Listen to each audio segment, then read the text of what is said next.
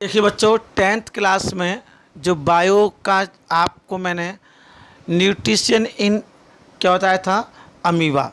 अब उसके बाद हम न्यूट्रिशन इन ह्यूमन बींग्स पढ़ेंगे। न्यूट्रिशन इन ह्यूमन बींग्स, इसको हम ह्यूमन डाइजेस्टिव सिस्टम भी बोलते हैं। जो ह्यूमन बींग्स में न्यूट्रिशन होता है, किसमें, ह्यूमन बींग्स में जो न्यूट्रिशन होता है वो एलिमेंट्री कैनल के द्वारा होता है, ह्यूमन डाइजेस्टिव सिस्टम के द्वारा होता है। इसमें एलिमेंट्री कैनल तथा ग्लैंड्स होते हैं। अब इसमें बहुत सारे ऑर्गन्स होते हैं। क्या होते हैं? बहुत सारे ऑर्गन्स। ध्यान सुनिए, क्योंकि ये मैं आपको बिल्कुल ऑर्डर में बता रहा हूँ। सबसे पहले डाइजेस्टिव सिस्टम में जो ऑर्गन होते हैं वो है सबसे पहले माउथ। क्या होता है? माउथ, जिसको हम मुख बोलते हैं, माउथ। उसके बाद फूड पाइप। फूड पाइप को ओसोफेगस बोलते हैं। कोई ईसोफेगस बोलता है, कोई ओसोफेगस बोलता है। तो मुख, उसके बाद भोजन नली मतलब माउथ, उसके बाद फूड पाइप, उसके बाद स्टमक मतलब मुख, पहला आपका माउथ, फिर food pipe, stomach, small intestine, large intestine. ये तो क्या है? ऑर्गन। और जो ह्यूमन डाइजेस्टिव सिस्टम में जो ग्लैंड्स होती हैं वो कौन कौन सी होती हैं? Salivary glands. कौन सी? सलाइवरी ग्लैंड्स, लिवर और पैनक्रियास। कौन कौन से होता है? मैंने आपको सलाइवरी ग्लैंड्स, लीवर और पैनक्रियास। ये एलिमेंट्री कैनल जो होती है हमारे माउथ से स्टार्ट होकर एनस तक जाती है। कहाँ से? एनस तक जाती है। एनस तक जहाँ पर, और ये कम से कम, ये इसमें जो इसकी लेंथ होती है लगभग 9 मीटर होती है। जो मैंने इस डायग्राम में आपको दिखाया है, माउथ से स्टार्ट होकर एनस तक आपको होती है। तो मैंने आपको कौन कौन से बताए थे? माउथ, फिर फूड पाइप जिसको ईसोफेगस बोलते हैं, stomach, small intestine, large intestine, और ग्लैंड्स, सैलिवरी ग्लैंड्स, लीवर और पैनक्रियास। अब सबसे पहले हम लोग इसमें इंजेक्शन पढ़ेंगे। सबसे पहला स्टेप कौन सा होता है? इंजेक्शन। क्योंकि इंजेक्शन, मैंने आपको ये जो नाम बोले थे मैंने क्यों नहीं मेंशन किए, क्योंकि इसमें मैंने डायग्राम में ही मेंशन है, इस वजह से। अब इसमें जो सबसे पहला स्टेप है इंजेक्शन, जिसे हम क्या कहते हैं हिंदी में? अंतर्ग्रहण। इंजेक्शन। बहुत ध्यान से सुनना, और इसमें कुछ ऐसे पार्ट्स हाईलाइट करने हैं मुझे, आपको लगे कि हाँ ये इसलिए हाईलाइट किया है क्योंकि ये बोर्ड के पॉइंट ऑफ व्यू से इम्पोर्टेंट है, ऐसे एग्ज़ाम में आएंगे। मैं वो भी आपको हाईलाइट करके बताऊंगा। तो ध्यान से देखिए। सबसे पहले इंजेक्शन। इंजेक्शन क्या होता है? क्योंकि हम लोग मल्टी सेलुलर कॉम्प्लेक्स एनिमल्स हैं। कौन से हैं? मल्टी सेलुलर कॉम्प्लेक्स एनिमल्स हैं। तो हमारे लिए हर फंक्शन का एक अलग ऑर्गन होता है। तो खाने के लिए, जब हम खाना खाते हैं तो उसके लिए खाना कहाँ रखा था? मुंह में रखा है। तो जब ह्यूमन बींग्स में हाथों की सहायता से खाने को अंदर मुख के अंदर ले जाते हैं, तो इसे इंजेक्शन बोलते हैं। Taking food by hands in mouth, taking foods by hands in mouth is called injection. Clear? समझ में आ रहा? क्योंकि इसमें स्पेशल ऑर्गन होता है हमारे माउथ। तो ह्यूमन बींग्स में हाथों के द्वारा जो भोजन अंदर रखा जाता है, मुख में अंदर रखा जाता है, उसे इंजेक्शन कहते हैं। Taking food by hands in mouth is called injection. ये पहला स्टेप हो गया। ये तो कोई ख़ास बात नहीं है। अब है डाइजेशन। यहाँ कुछ चीज़ें ऐसी हैं जो आपको बहुत ध्यान से समझनी है। डाइजेशन, अब जो डाइजेशन होता है कैसे होता है और कौन कौन सी ग्लैंड्स इसमें काम करती हैं वो देखिए। ह्यूमन बींग्स में डाइजेशन माउथ से ही शुरू हो जाता है।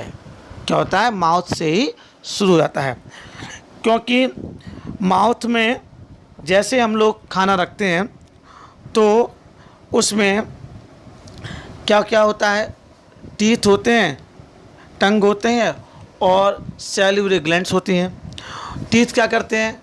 टीथ उस भोजन को ग्राइंड करते हैं, बाइट करते हैं और छोटे छोटे टुकड़ों में उसको क्या करते हैं? बांट देते हैं।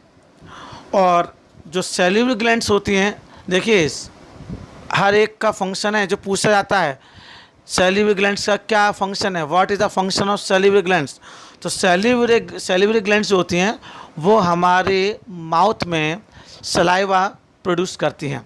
क्या करती हैं? सलाइवा प्रोड्यूस करती हैं और उस भोजन को लार के साथ मिलाती हैं, जिससे वो खाना जो भोजन होता है गीला बन जाता है और आसानी से वो निगल जाता है। ये इसका फंक्शन है सैलिवरी ग्लैंड्स का। क्या करती हैं? लार बनाती हैं और भोजन को उसके साथ आसानी से मिलाती हैं। तो salivary glands produce saliva which mix up with food and क्या करती हैं? Which makes soluble particles. Clear?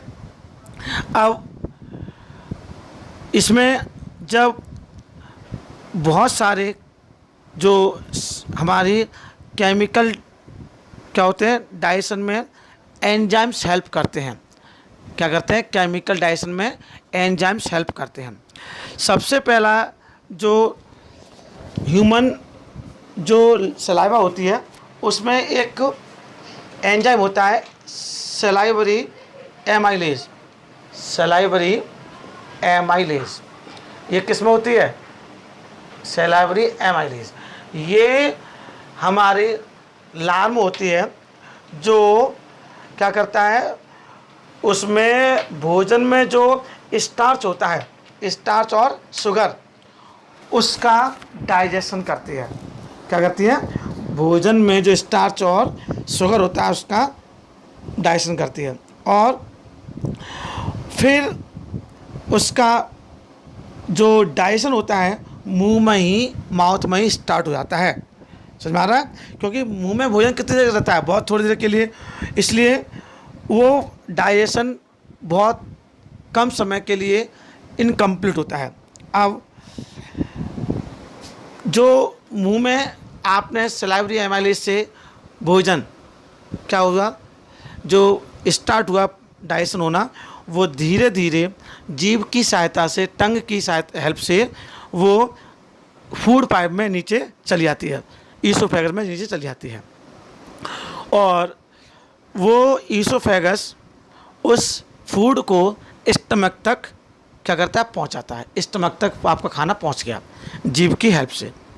अब देखिए, अब यहाँ पे एक चीज़ हाईलाइट करने की है कि जब खाना आपकी फूड पाइप में पहुंचता है तो वहाँ पर कॉन्ट्रैक्शन और रिलैक्सेशन होता है।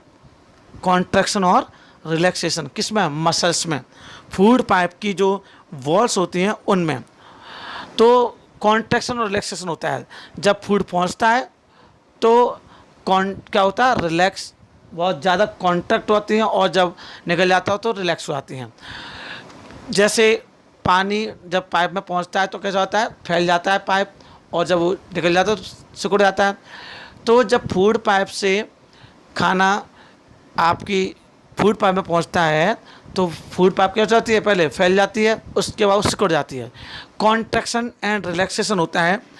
तो इस कॉन्ट्रैक्शन और रिलैक्सेशन को हम पेरिस्टलिटिक मूवमेंट बोलते हैं। कौन सी मूवमेंट बोलते हैं? पेरिस्टलिक मूवमेंट। बहुत इम्पोर्टेंट है, पूछ लेते हैं कभी कभी ये peristaltic movement, PERISTALTIC movement. What is peristaltic movement? The contraction and relaxation in the walls of food pipe. Clear? क्या कहलाती है? पेरिस्टल मूवमेंट कहलाती हैं। और ये जब ये फूड पाइप के द्वारा खाना स्टमक पहुंच जाता है तो स्टमक में ये खाना 3 घंटे तक रहता है। कितने घंटे तक? लगभग 3 घंटे तक रहता है। और इसमें देखिए गैस्ट्रिक जूस होते हैं स्टमक में गैस्ट्रिक जूसेस होते हैं। कौन कौन से होते हैं? ध्यान देखिए, गैस्ट्रिक जूस में कौन कौन से 3 सब्सटेंसेस होते हैं वो देखिए ध्यान से। पहले हाइड्रोक्लोरिक एसिड, ये गैस्ट्रिक जूसेस हैं। उसके बाद एंजाइम्स पेप्सिन, अब इनका फंक्शन बताएंगे क्या करके। और म्यूकस हिंदी में बोलते हैं इसको, हाइड्रोक्लोरिक एसिड को हाइड्रोक्लोरिक एसिड बोलते हैं, पेप्सिन को पेप्सिन बोलते हैं, और म्यूकस को श्लेष्मा बोलते हैं। ये हमारे जब खाना स्टमक पहुंच जाता है तो स्टमक पहुंचने के बाद ये 3 वहाँ पर एंजाइम्स होते हैं। हाइड्रोक्लोरिक का क्या फंक्शन है? ये हाइड्रोक्लोरिक एसिडिक होता है, तो ये क्या करता है, हमारे जो खाना होता है उसको एसिडिक बनाता है। क्या करता है? हाइड्रोक्लोरिक अम्ल जो होता है ये क्या करता है, उसको जो फूड गया वो उसको एसिडिक बनाता है, और एसिडिक करके क्या कर, जिससे कि वो आसानी से डाइजेस्ट हो जाए। और जो एंजाइम पेप्सिन होते हैं ये क्या करता है, मैं आपको बताया था, ये फूड को एसिडिक बनाता है। और जो एंजाइम्स पेप्सिन होता है ये क्या करता है, प्रोटीन बनाता है। क्या करता है? प्रोटीन का डाइजेस्ट करता है, प्रोटीन्स का डाइजेशन करता है। और जो म्यूकस है, म्यूकस हमारे जो वो स्टमक वॉल्स हैं उनको हाइड्रोक्लोरिक एसिड से होने वाले जो घाव होते हैं, या हम उससे कह सकते हैं जो अल्सर हो जाते हैं, अल्सर जैसे हमने टाइम से खाना नहीं खाया तो अल्सर हो जाते हैं, तो अल्सर से होने से बचाता है। प्रोटेक्ट फ्रॉम अल्सर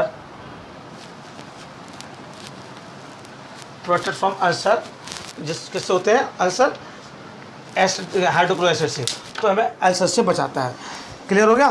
तो ये आपको जब खाना वहाँ पहुँचा तो उसमें डाइजेशन में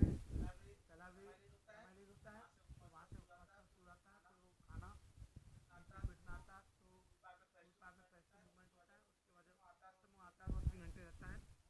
और वहाँ 3 गैस्ट्रिक जूसेस मिलते हैं, हाइड्रोक्लोरिक एसिड, पेप्सिन और म्यूकस, और इनका अलग अलग फंक्शन बता दिया। हाइड्रोक्लोरिक एसिड फूड को एसिडिक बनाता है, पेप्सिन प्रोटीन को डाइजेशन करता है, म्यूकस अल्सर से बचाता है। अब स्टमक में से जब डाइजेशन होता है तो डाइजेस्टेड फूड स्मॉल इंटेस्टाइन में एंटर करता है, स्मॉल इंटेस्टाइन में डाइजेस्टेड फूड। और स्मॉल इंटेस्टाइन कहते हैं, लेकिन ये एलिमेंट्री कैनल का सबसे बड़ा पार्ट होता है। क्या होता है? सबसे बड़ा पार्ट होता है। और बोलते स्मॉल इंटेस्टाइन है क्योंकि ये क्या होती है, नैरो होती है, लेंथ में सबसे बड़ी है लेकिन नैरो होती है, इसलिए इसको ये लगभग 6.5 मीटर लंबी होती है, और लेकिन ये नैरो होती है, बहुत छोटी होती है, इस वजह से इसको छोटी किसमें, लेंथ उसमें ब्रेथ में, चौड़ाई में, इसलिए इसको स्मॉल इंटेस्टाइन बोलते हैं। और जब अनडाइजेस्टेड फूड जबकि किस में चला आता है, जो अनडाइजेस्टेड फूड वो लार्ज इंटेस्टाइन में चला आता है। अब जो स्मॉल इंटेस्टाइन में डाइजेस्टेड फूड गया तो वहाँ पर 2 जो ग्लैंड्स होती हैं, 2 ग्लैंड्स, उसमें सीक्रेशन होता है।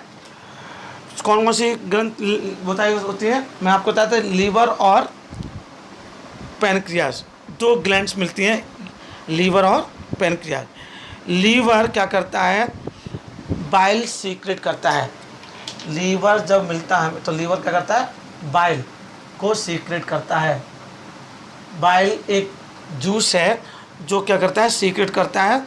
और ये क्या करता है, ये हमें जो एसिडिक फूड था उसको बेसिक बनाता है।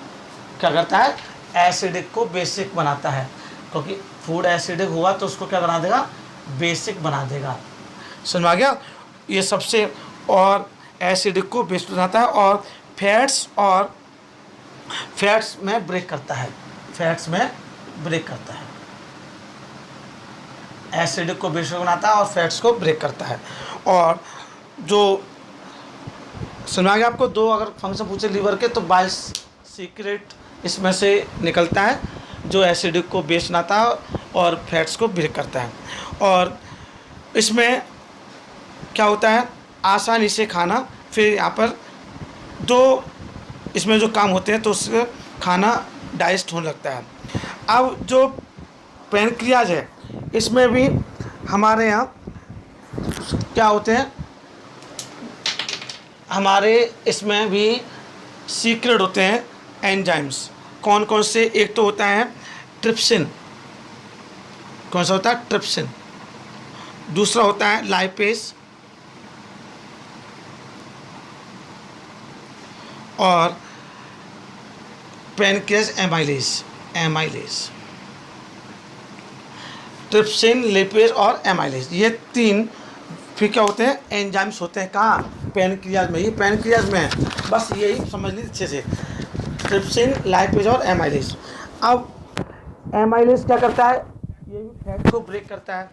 क्या करता है, फैट को ब्रेक करता है, फैट को ब्रेक करता है। और जो ट्रिप्सिन होता है वो प्रोटीन को डाइजेस्ट करता है, प्रोटीन को डाइजेस्ट करता है। और जो लाइपेज होता है वो फैट्स में तोड़ता है, फैट्स में ब्रेक करता है। क्लियर, समझ में आ रहा नहीं आ रहा। और इसमें एमाइलेज स्टार्च को तोड़ता है बेटा, एमाइलेज स्टार्च को। ट्रिप्सिन प्रोटीन्स को डाइजेस्ट करता है, लाइपेज फैट्स में ब्रेक करता है, और एमाइलेज स्टार्च में ब्रेक करता है। तो ये यहाँ से जब इतने सारे सीक्रेशन होते हैं और जब एंजाइम्स मिलते हैं तो ये केमिकल प्रोसेस के द्वारा इस फूड को डाइजेस्ट करने में हेल्प करते हैं। क्लियर हो गया। तो ये डाइजेशन हो गया। अब है थर्ड पार्ट, एब्जॉर्प्शन। जानते हो आप एब्जॉर्प्शन, जब इतने छोटे छोटे इसमें पार्टिकल होते हैं जो आसानी से आपके ब्लड में क्या जाते हैं, जा सकते हैं। छोटे, जब पूरा खाना पच जाता है तो पचने के बाद वह किसमें, जो आपकी इंटेस्टिनल वॉल्स हैं उसमें से गुजर जाते हैं, चल पास हो जाते हैं। तो ये प्रोसेस क्या कहलाती है, एब्जॉर्प्शन कहलाती है।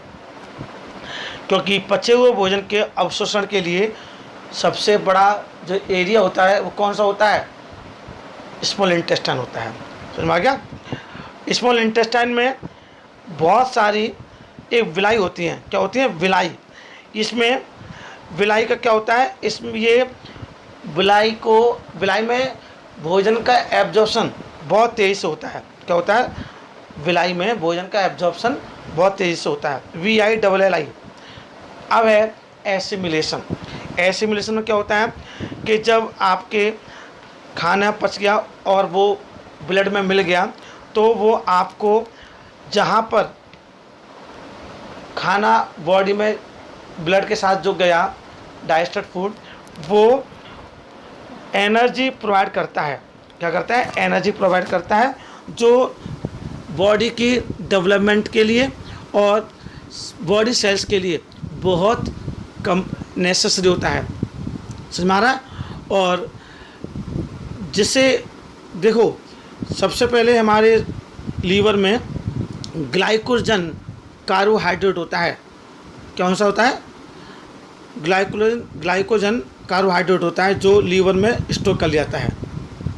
और जब कभी इसकी आवश्यकता होती है तो उसको उसके रूप में उसको यूज़ करते हैं। समझ आ गया। अब है लास्ट पार्ट इजेशन। इजेशन क्या, डाइजेस्टेड फूड तो हमारा यूज़ हो गया। अब अनडाइजेस्टेड फूड जो कि किस में था, लार्ज इंटेस्टाइन में था। और लार्ज इंटेस्टाइन हो लेंथ में तो छोटी होती है लेकिन चौड़ाई में बड़ी होती है, इसलिए इसको क्या कहते हैं, बड़ी आंत कहते हैं, लार्ज इंटेस्टाइन बोलते हैं। तो लार्ज इंटेस्टाइन में अनडाइजेस्टेड फूड चला जाता है और जहाँ से ये क्या करता है, रेक्टम के द्वारा, किसके द्वारा, रेक्टम, जो आपका पार्ट एलिमेंट्री कैनाल का आखिरी भाग है उसमें इकट्ठा हो जाता है। और ये बिना हमारे, जब हम लोग वॉशरूम जाते हैं तो ये अनडाइजेस्टेड फूड आपके पॉटी के द्वारा, मलद्वार से होकर एनएस के द्वारा, एनएस के बाद द्वारा बाहर निकल जाता है। ये इजेशन कहलाता है। Clear, that's it.